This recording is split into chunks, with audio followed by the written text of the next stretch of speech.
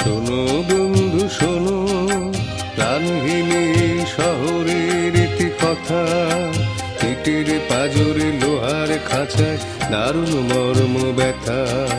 শোনো বন্ধু শোনো, প্রাণহীনী শহরের ইতি কথা, ইটের পাজরে লোহার খাঁচায় দারুণ মর্ম ব্যথা। শোনো বন্ধু শোনো।